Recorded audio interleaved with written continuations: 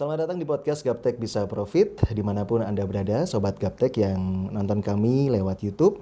Kalau ngomongin soal dunia trading, ini adalah dunia yang menggiurkan buat banyak orang. Di mana banyak orang yang sudah sukses di dalamnya, banyak orang juga yang tertarik untuk berkecimpung di bisnis ini. Karena banyak orang yang bilang juga bisnis ini salah satu bisnis masa depan.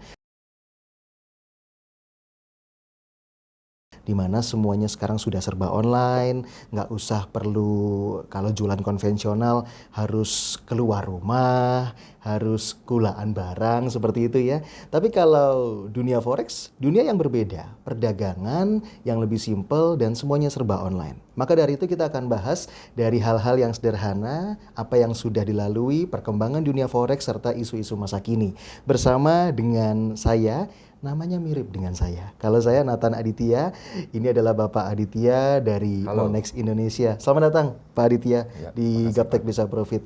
Hari ini kita bicara tentang dunia trading dan seluk-beluknya. Kalau Bapak lihat dunia trading masa kini, benar nggak sih Pak statement saya tadi? Makin banyak yang menggandrunginya, betul nggak sih Pak? Iya, benar. Bisnis forex ini kan memang dalam kurun waktu 10 tahun belakangan ini semakin lama semakin banyak. Jadi memang semakin lama semakin digandrungi, semakin orang banyak cari tahu, semakin banyak orang ketipu gitu ya. Ya, karena memang bisnis forex ini adalah bisnis yang sangat mudah dan cepat. Mudah dan cepat. Iya. Itu kuncinya. Dimulainya juga sangat mudah, pembukuannya juga sangat mudah. Iya. Banyak hal-hal lain yang nantinya akan bisa saya kasih tahu.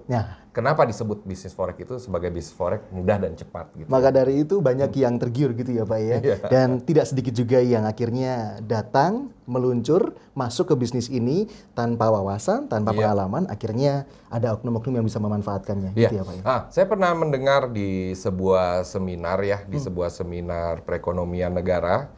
Ibu Afiliani, seorang penasehat kepresidenan untuk masalah perekonomian dan keuangan negara itu pernah menjelaskan bahwa 75% penduduk Indonesia itu yang gagal berinvestasi disebabkan karena ketidaktahuan mereka atas instrumen investasi yang mereka pilih. Itu dia. Gitu. Jadi mereka cuma pengen tahunya profit tanpa memperhitungkan adanya risiko kerugian yang akan mereka hadapi gitu itu dia. Nah, itu makanya banyak masyarakat kita yang terjerumus dia dengan adanya investasi bodong gitu karena dia cuma pengen taunya profit aja gitu ya. Itu dia. Harusnya mereka juga perlu mempelajari adanya resiko dan bagaimana memanagenya kan itu yang paling penting kan. Tapi yang bikin saya penasaran nih Pak Aditya, sebenarnya bisnis forex ini bisa dimanfaatkan oleh siapa saja kan? Ada orang yang bilang siapa aja bisa karena tadi yang Bapak bilang serba cepat, serba instan, ibu rumah tangga yang di rumah aja udah bisa. Sebenarnya kalau menurut Pak Aditya sendiri, bisnis forex ini akan sukses dikerjakan oleh siapa sih Pak?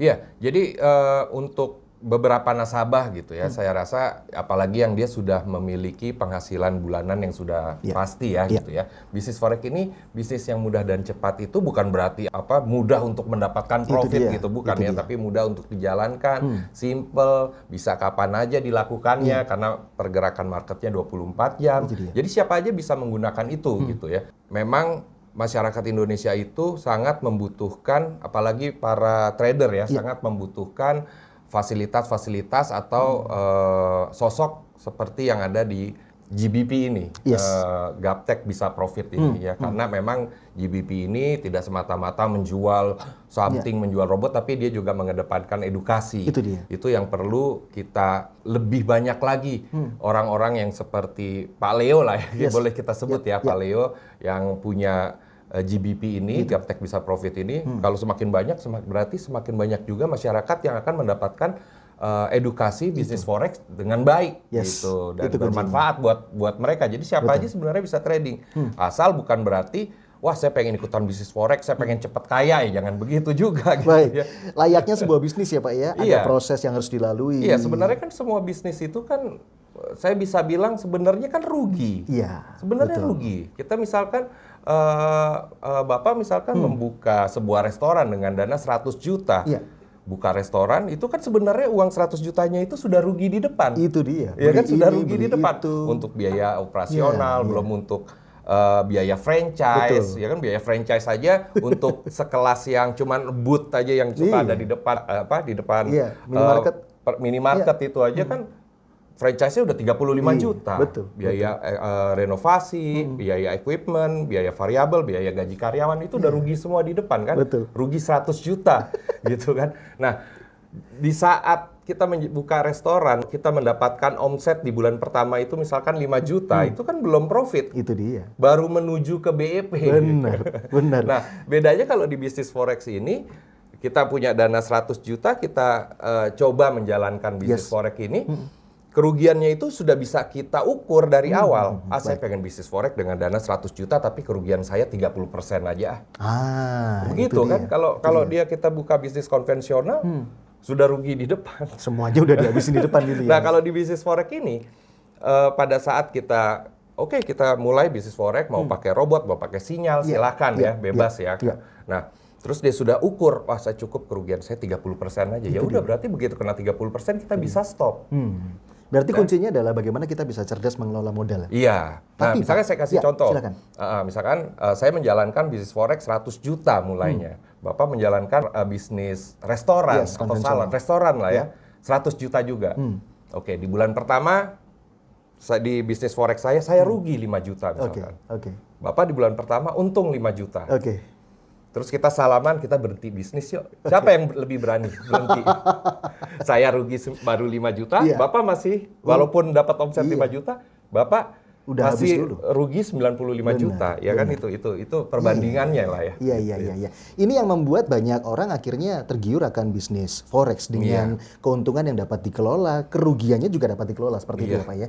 Tapi kalau kita lihat di hari-hari ini atau mungkin beberapa bulan ke belakang, banyak isu yang berhembus dan itu jujur buat Anda yang awam mungkin saja pasti juga pernah dengar bahwa wah berarti bisnis forex ini mengerikan juga ya, banyak oknumnya ya Pak ya, atau mungkin kalau misalnya itu bicara soal tools, ya toolsnya bisa menguntungkan tapi juga bisa ngabisin duit ya. Bagaimana Bapak memandang isu tersebut? Iya, pertama yang harus kita buka dulu adalah resiko terbesar dalam hidup itu adalah ketidaktahuan kita terhadap sesuatu yang kita lakukan. Setuju. Iya kan, jadi kita melakukan sesuatu kayak saya pengen naik motor lah, tapi saya nggak bisa naik motor ya jatuh kan akhirnya. Nah itu.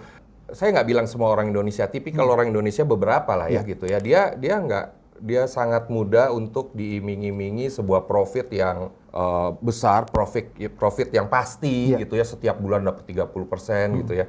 Tanpa dia tahu latar belakangnya apa ini bisnis gitu kan ya. Gitu. Nasabah-nasabah yang ikutan join itu bisa cek dulu brokernya ini legal apa enggak. Itu penting. Brokernya ini di bawah pengawasan siapa, ya kan? Lalu departemen kementerian apa yang menaunginya gitulah. Nah, dengan adanya PT Monex ini kami hadir sebagai broker yang sudah lama berdiri, sudah 22 tahun, Terus kita di bawah pengawasan Bapepti, Badan Pengawas Perdagangan Berjangka dan Komoditi, dan di bawah Departemen Perdagangan. Jadinya kita nggak, wah Monex sudah 22 tahun, kita mau macam-macam sama nasabah, nggak akan berani lah gitu ya. Jadinya memang kita benar-benar mengikuti aturan-aturan main yang memang sudah diatur sama Bapepti. Itu dia. Nah, bagaimana nasabah-nasabah pengen cek? Misalkan ada nasabah ingin menggunakan robot trading dari Gaptek Bisa Profit. Nasabahnya bisa tanya, tradingnya brokernya apa? Itu dia. Gitu. Betul. Brokernya apa? Gitu. Lalu misalkan dapat jawaban brokernya itu Monex. Nah, nasabah bisa cek dulu Monex ini ada nggak di websitenya bapepti.go.id. Itu dia penting. Gitu. Itu dicek dulu. Oh, Monex sudah terdaftar. Lalu wakil pialangnya siapa? Dicari, bisa diklik juga Monex, nanti keluar tuh nama-nama wakil pialang Monex. Saya ada salah satunya di situ. Gitu. Lalu keamanan dananya gimana? Bisa dicek juga Monex ini rekening terpisahnya terdaftar nggak di Bapepti. Itu bisa dicek juga di Bapepti. Nah, jika sudah aman, sudah merasa nyaman, ini sudah terdaftar semua, ya sudah bisa dimulai berarti dengan sinyal atau robot yang disediakan sama Gaptek Bisa Profit ini gitu loh. Jadi jangan menggunakan robot, sudah ada resiko, terus brokernya nggak jelas, legalitasnya bodong, Iya. juga ada resiko juga. Jadi saya rasa nasabah juga harusnya sudah berasa aman dan nyaman gitu ya. Itu dia yang penting ya Pak ya. Aman dalam kondisi broker yang terdaftar, broker yang legalitasnya jelas, nyaman dengan menggunakan tools dari Gaptek Bisa Profit ini. Sobat Gaptek, untuk podcast episode yang pertama akan stop sampai di sini dulu. Kita akan jumpa lagi di podcast episode selanjutnya, tetap di Gaptek Bisa Profit. Terima kasih.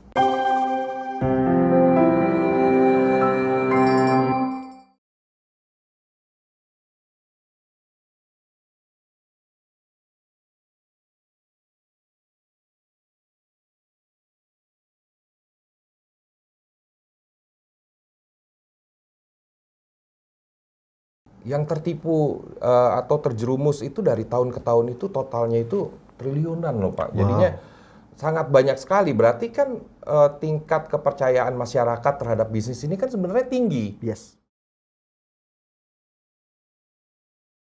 Kembali di YouTube Gaptek Bisa Profit dan podcastnya Gaptek Bisa Profit. Saya Nathan Aditya, host Anda, para Sobat Gaptek yang nonton. Kalau Anda mungkin belum nonton di episode pertama, silakan Anda bisa nonton di video sebelumnya. Karena video yang pertama saja sudah seru sekali ya. Kita bahas tentang isu-isu yang hangat tetapi cenderung terkesan negatif tentang dunia forex. Untungnya di video sebelumnya Anda akan dapatkan jawabannya supaya kita bisa bertrading di dunia forex dengan secure, dengan aman. Itu yang penting. Karena setiap bisnis tentu ada resikonya, namun resiko yang terukur harus kita pilih. Salah satunya adalah memilih instrumen-instrumen, lalu juga perusahaan-perusahaan yang dapat dipercaya. Masih bersama saya juga Bapak Aditya, dan kita akan bicara tentang dunia trading lagi Pak. Nggak selesai-selesai kalau misalnya ngomongin soal trading, nggak akan habis-habisnya karena seru. Kalau misalnya kita lihat di hari-hari ke depan nih Pak, atau masa depan, dunia trading ini akan menjadi seperti apa sih Pak? Kan sekarang udah sangat maju. Kalau saya masih ingat Pak Leo juga sempat cerita sama saya 20 tahun yang lalu tuh satu komputer dibagi sama banyak orang. Bener nggak sih Pak? Iya. Sekarang udah enggak. Sekarang udah simple. Online, sekarang tradingnya. Iya, dulu masih pakai telepon. Betul. Terus kalau misalnya prediksi di masa depan Pak, kira-kira menurut Bapak Aditya apa yang akan terjadi di dunia trading? Iya, kalau saya kebetulan kan saya dari tahun 2004 sudah ada di bisnis forex ini gitu, dan di Monex sendiri saya mulai masuk Monex itu tahun 2008 dan bisnis forex diresmikan itu secara legal itu tahun 2000. Baik. Jadi semakin berkembangnya tahun selama 22 tahun ini ya saya melihat bisnis forex ini kok semakin pesat ya perkembangannya ya, karena itu tadi mudah dan cepat gitu ya. Dan dari tahun ke tahun ya yang tertipu di bisnis forex juga sangat tambah banyak. Berarti kan minatnya sebenarnya banyak. Iya, betul. Hanya brokernya aja yang berani menjual dengan cara yang salah gitu ya. Udah gitu brokernya juga broker main-mainan ya, legalitasnya nggak jelas.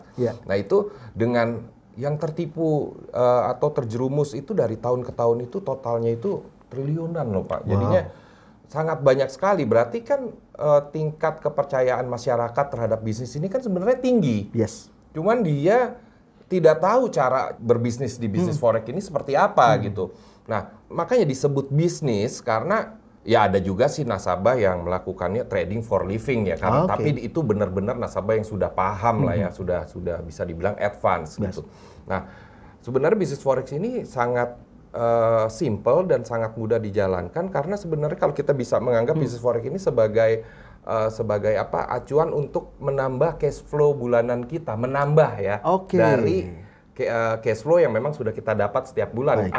Saya pengen jalanin bisnis saya tapi modal saya cuma 5 juta atau modal saya cuma 10 juta. Bisnis apa ya gitu ya. Apalagi sekarang ini banyak trading menggunakan robot atau sinyal yang sudah disediakan, bisa online, bisa dijalankan secara online gitu. Jadi saya rasa akan semakin banyak pesat bisa lagi. dibilang bisnis forex ini adalah bisnis yang tidak akan termakan oleh zaman.